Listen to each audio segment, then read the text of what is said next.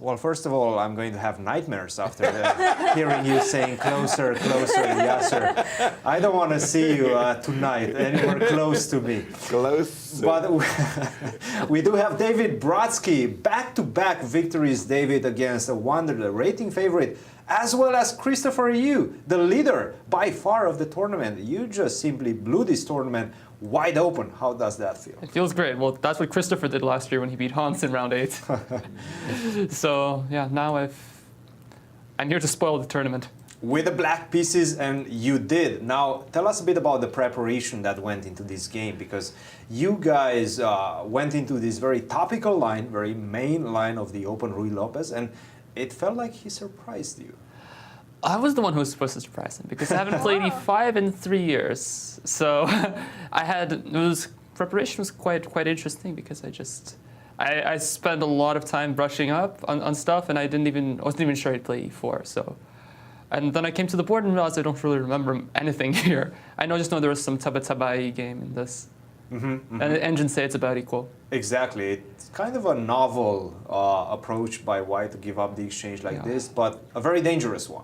Now, knight to c4 seems to have been maybe even novelty. Queen takes d1 was the move played previously. Queen takes d1, rook takes d1, knight c4, and then played just that endgame. How did you feel about this endgame, and why did you shy away from it? I wasn't sure. Okay, let's say bishop c1. Yes, and rook d8 and rook e1, and it remains a very complex endgame. And White is looking quite well. Yeah, I don't like this.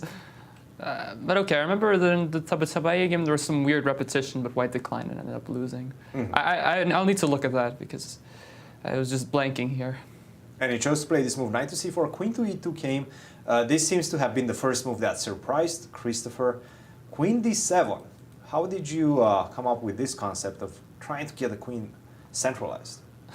Well, I mean, he wants to do something to my king side, and I also have to worry about the c4 knight because okay, if he plays something like bishop f4 and b3, then my knight's getting kicked out. I mean, I was originally thinking I'd take on e3, queen takes e3, queen d7, something like this. I wasn't so sure. I I think he probably might still go bishop f5. It's just very complicated. Queen d5. And now, okay, if he can just get the rook to the h file, I think he's mating me, more or less. Exactly. I'm not sure if he can do it. So g3? Yeah, something to just play something like g3, and yeah, I don't know, like it's not coming too fast, but I'm not sure what to do with black. How can you stop it? Yeah, how do I stop it? Yeah, exactly. So I thought, okay, I'm gonna go queen d7 without, which is, I mean, I obviously want to centralize my queen if I want to stop the attack, and I'm also attacking g4. I mean, okay, there's bishop h7, that's a queen sack. I wasn't sure what's happening there. But yeah, I expected bishop f5, queen d5, and I was very surprised that he let me play knight takes b2. Like, exactly. I was like, he usually doesn't blunder like this. And I think it was a shocker when he played the move knight b2 for him as well. He seemed destabilized at that point. Yeah, I know. This is my whole idea, basically. And queen d5, bishop f4, knight takes b2. And if bishop f4, bishop d4, I'd go c5, and I think I'd give back the exchange in a8. Bishop d4, c5, bishop e4, and just give up the exchange. Yeah, queen e6, let's say. Okay, bishop a8. Now, yeah, I can take on 8, or I can take on d4. I think take on d4 is better. Take on d4. So if knight d4, queen h6. That's just a piece, right? That's a piece. Yeah. So he has to go somewhere with the bishop. Let's say bishop e4. After cd4, bishop e4. Okay, I'm gonna take on c3. If he plays bishop f5, I have the intermezzo cb2. It's a funny one. So nice. bc3, and then I thought, okay, queen. No, if knight e5, then it's a discovery. But I can take on g4 instead. Well, that's good enough. That should be fine. This should be fine. Like equal material. I have a knight. Good knight on c4. Yeah. I don't see the. I mean, it's good for me. And what if he plays g3 instead of bishop f4? Did you calculate this? Oh, just slow g3. Maybe that's probably the engine move, right? I have no idea actually. I did not look at okay, what happens if I take on e5? Wait. Well, that's a good question.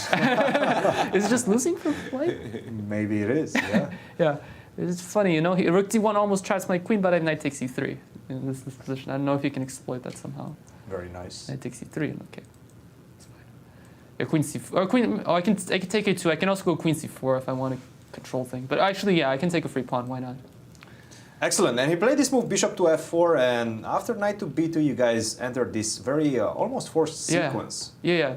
95, like I thought it was good for him, but I underestimated 95. Like I thought he's going to take on f7, bishop e6, but then okay, he doesn't have the bishop pair. Now, one thing about 95 and the exchange of the queens, and then you guys got to this position after bishop actually, to h1. You started shaking your head here. You seemed distressed. I don't know. What was the reason? Well, actually, I mean, okay, if we go back, even bishop f6 was not an easy move to make.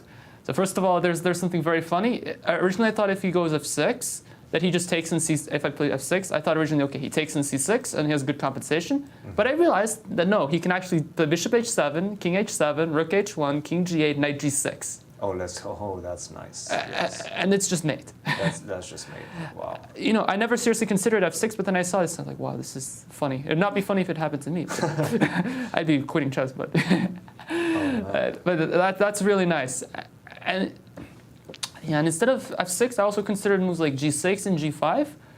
But you know, so yeah, g5 is interesting. I thought, like ef7, king g7, bishop e3. Yeah, I thought bishop f6. And the game gets pretty wild. It's pretty wild. I wasn't sure about going into this, and White probably has other options. So I decided, okay, let's keep it simple with bishop f6. Should be fine for me. All right, let's keep going. Bishop to f6. It's a very rich game.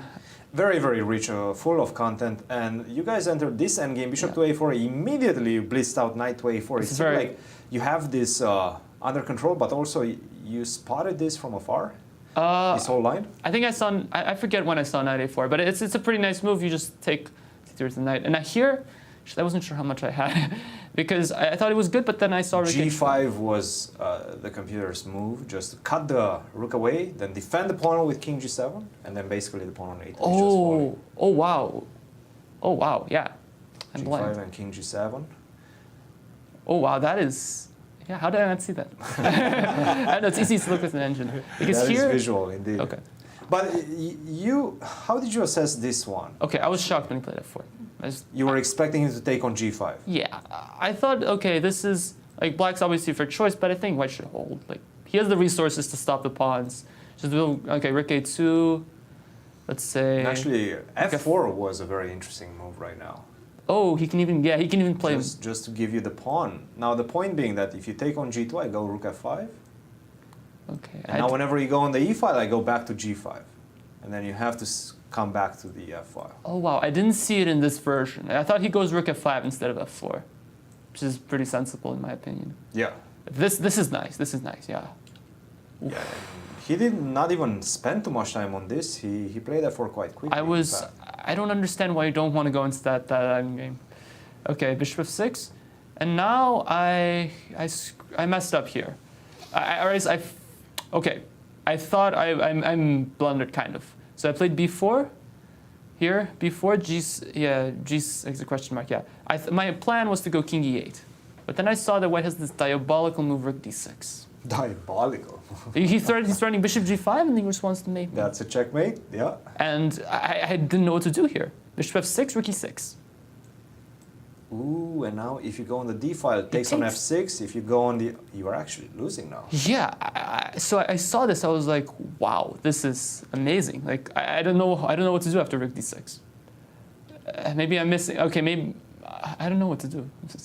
So maybe king e7 you have to, but that b4 is probably a mistake. But okay, that looks very shaky. But we get into this. Okay, so I thought, okay, I probably just have to allow this, and I had no. Okay, this is very hard to assess. Honestly, it's just raw calculation. It's winning. It's winning. Okay, winning, okay. Yes. I want to check some things. Yes. Yeah. Because so bishop c3. Okay, this is forced. King d6. Yes. Okay, now I thought for a very long time, which as I should. Okay, a5. I hope it doesn't blow it. No. Yeah, bishop f8 is bad. No, don't go bishop f8. I thought bishop d4 was critical. Okay, let's say bishop d4, king e6. Oh, yeah, or e7 doesn't matter. G7, king f7. Now king e3. This gets interesting. So the most primitive line is if I just push the pawn, a4, yeah. King d3, a3, looked at this a3. line. Yeah. So now if king c4, then rook b2 wins. That's what I thought. But I didn't see a win after king to c3 instead of king c4. What's the difference? Because if rook b2, then bishop c5. Right. And if rook a1, then king b3. I didn't. I thought I'm just losing the pawn here. And if you take on g2, then just king b3 and king a2. He's going to win the pawn back. Yeah. Or he can maybe even hold it if he doesn't want to play rook versus bishop. So this is this is crazy stuff. So instead, I decided that I'm going to play rook c2 instead of. Wait, actually, are you checking with table bases? Table base. Yeah. We were looking at table base. Okay. Was this the position that?